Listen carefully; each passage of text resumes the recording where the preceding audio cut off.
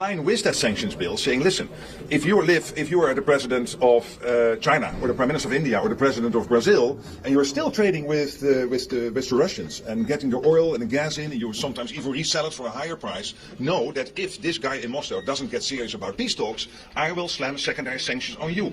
And who does it represent? What is NATO? What is NATO minus United States of America? इनके पास क्या है? How many boots do you have on ground? और इतने boots तुम्हारे पास ground में होते हैं जो ये मुंह से जो इतनी बातें कह रहे हो, तो कुछ भेजते ना boots on the ground Ukraine के सपोर्ट में।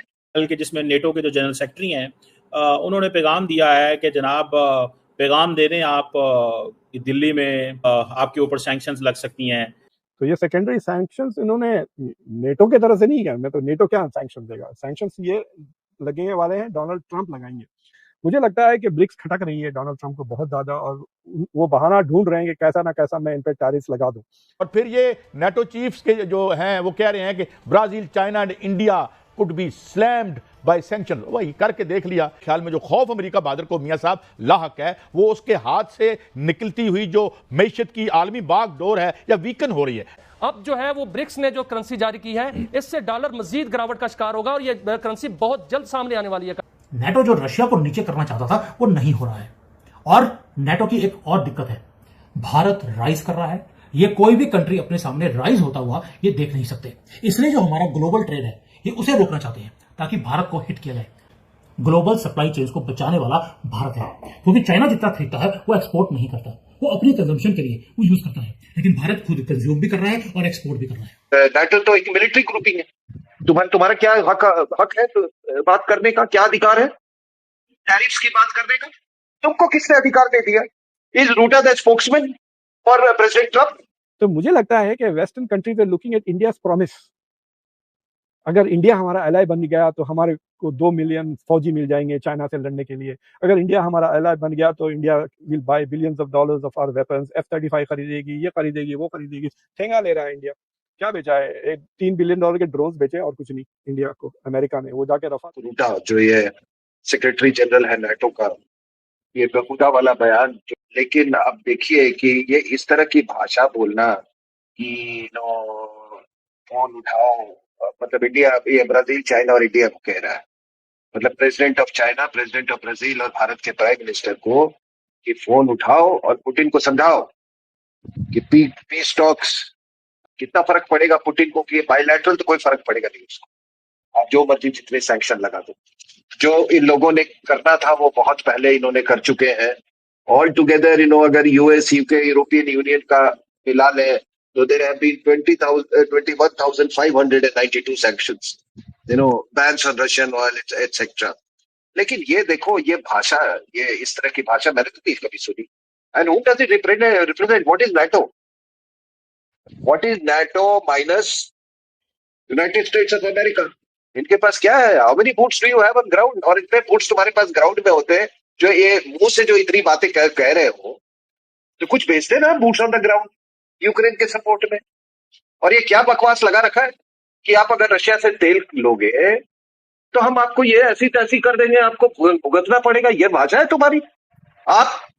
मैं ये यूरोपियन देशों से आप कह रहा हूं, ये और तमाम हमारे भारतीय लोग भी इस बात को समझ ले कि यार जब तुम ले रहे थे उनसे more than your 50% energy supplies were from Russia, north stream 1, north stream 2, इधर से यूक्रेन से पाइपलाइन जाता था। आज भी substantial amount of gas is going from Russia to Europe. अरे ये बेशर्मों को देखो। भूगोल को चुनौती दोगे तो याद रखना भूगोल भी आपको नहीं बख्शेगा। तो इस तरीके की भाषा आप देखो कि if you are president of China, prime minister of India, क्या मतलब, तुम्हारा क्या कहने का मतलब क्या है? और सही है, ये इसको कहते हैं बड़ बोलापन। पन है कुछ नहीं, लेकिन आप देख लो इसके भाषा, देख लो इसकी। नेटो तो एक मिलिट्री ग्रुपिंग है। तुम्हारा क्या हक है तो बात करने का? क्या अधिकार है टैरिफ्स की बात करने का? तुम हथियार की बात करो, मिलिट्री ऑब्जेक्टिव्स की बात करो, तुम उसकी बात करो, तुम अलायंस की बात करो। तुमको किसने अधिकार दे दिया? Is ruta the spokesman for President Trump? I don't know what Brazil और China does, but certainly I as an Indian I have taken an offence to this. और तुम्हारी अपनी क्या औकात है यार? हाँ, हम मॉस्को से तेल लेते क्योंकि हमारे देश हित में है वो, आधा तेल चाइना लेता है, 40% के करीब हम लेते हैं। क्या है, क्या क्या प्रॉब्लम? तुम भी तो तेल लेते थे। बल्कि जिसमें नेटो के जो जनरल सेक्रेटरी हैं उन्होंने पैगाम दिया है कि जनाब पैगाम दे दें आप दिल्ली में और बीजिंग में और ब्राज़ीलिया में कि जनाब आपके ऊपर सैंक्शंस लग सकती हैं और अगर आप जो है वो चाहते हैं तो पुतिन को कहें कि हमारे साथ बैठे। What do you make of this? India तो इतना इंपॉर्टेंट पार्टनर है, लेकिन ये क्यों कहा गया? ये जो रट का जो स्टेटमेंट आया, ये उसने वार्निंग दी कि जो मुल्क, ये 3 मुल्क स्पेशली इंडिया, चाइना और ब्राज़ील को नोट करें, ये ब्रिक्स के भी मेंबर्स हैं, कि इनको ये वार्निंग दी कि अगर आप रशिया के साथ ट्रेड करते रहें, बेसिकली रशिया की अगर आप ऑयल खरीदेंगे और उसको, उसकी इकोनॉमी को आप खड़ा रखेंगे, जिसके वजह से रशिया मुसलसल जंग कर सकता है। देखिए, बिटवीन इंडिया एंड चाइना खुद $300 बिलियन का ट्रेड हो जाता है, तो रशिया के लिए काफ़ी आमदनी हो जाती है। तो सेकेंडरी सैंक्शंस अमेरिका की तरफ से लग जाएंगी। तो ये सेकेंडरी सैंक्शंस इन्होंने नेटो की तरफ से नहीं किया, मैं तो नेटो क्या सैंक्शन देगा, सैंक्शंस ये लगने वाले हैं डोनाल्ड ट्रंप लगाएंगे। मुझे लगता है कि ब्रिक्स खटक रही है डोनाल्ड ट्रंप को बहुत ज़्यादा, और वो बहाना ढूंढ रहे हैं कि कैसा ना कैसा मैं इन पर टैरिफ लगा दूं। इंडिया का जो रशिया के साथ ट्रेड है वो $65 बिलियन का है, जो तकरीबन 60-65, अगर आप 2021 में जाके देखें तो सिर्फ $9 बिलियन का ट्रेड था इंडिया और रशिया का। लेकिन अब एकदम 65 से ज़्यादा हो गया है, तो तकरीबन $65 बिलियन का इंडिया जो है तो रशिया से तेल खरीदता है और कुछ 1-2 बिलियन डॉलर के एक्सपोर्ट्स करता है रशिया को। लेकिन अगर आप इंडिया यूएस का ट्रेड देखें, वो $130 बिलियन है, एग्जैक्ट डबल है ऑफ इंडिया रशिया ट्रेड। तो अगर डोनाल्ड ट्रंप धमकी लगाते हैं तो सी इंडिया हैज़ टू रियलाइज कि वो चमक निकल गई है। तो मुझे लगता है कि western countries are looking at India's promise. अगर इंडिया हमारा एलाई बन गया तो हमारे को 2 मिलियन फौजी मिल जाएंगे चाइना से लड़ने के लिए। अगर इंडिया हमारा एलाई बन गया तो India will buy billions of dollars of our weapons, F-35 खरीदेगी, ये खरीदेगी, वो खरीदेगी। ठेंगा ले रहा है इंडिया। क्या बेचा है? $3 बिलियन के ड्रोन्स बेचे और कुछ नहीं इंडिया को, अमेरिका ने। वो जाके रफाले खरीद रहा है India. So what has happened suddenly is कि maybe they are looking at it and saying कि प्रॉमिस क्या है, प्रॉमिस के बेसिस पे हम कब तक इंडिया को बर्दाश्त करते रहे। पिछले 3-3.5 साल से इंडिया रशिया को सपोर्ट कर रहा है। मुझे लगता है कि ट्रेड नेगोशिएशन के बाद India might start giving back to Trump. एक बार वो ट्रेड एग्रीमेंट साइन हो जाती है तो ये छोटे मोटे सेनेटर्स को, इससे पहले भी डॉक्टर जयशंकर ने काफ़ी लथाड़ा था सेनेटर्स को जो इंडिया के खिलाफ बोलते थे।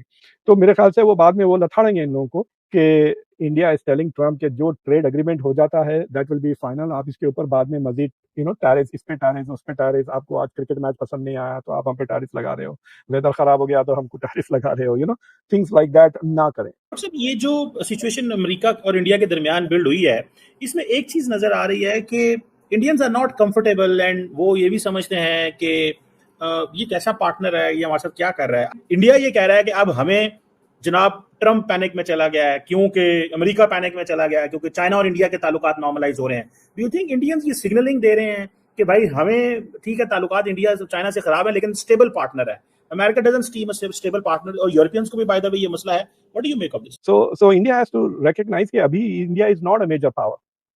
मतलब नहीं, ये मल्टीपोलर वर्ल्ड की ना, ये इतनी बड़ी फ्रॉड बात है।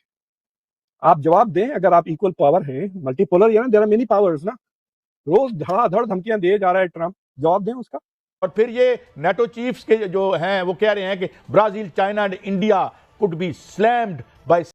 दोस्तों, ये अमेरिका और नेटो अपने आप को समझता क्या है? जिस तरह आप लोग जानते हैं ना कि नेटो एक अमेरिका का एक फ़ौजी इत्तेहाद है, एक आपस में एक कोलेशन है। तो ये अभी उसके चीफ ने ये सैंक्शंस लगाने की धमकी दी है इंडिया को कि अगर आप रशिया के साथ ट्रेड जारी रख रहे हैं, ऑयल ट्रेड या किसी भी तरह के, ठीक है, आप ख़त्म नहीं कर रहे तो हम आप पे सैंक्शंस पाबंदी लगा देंगे।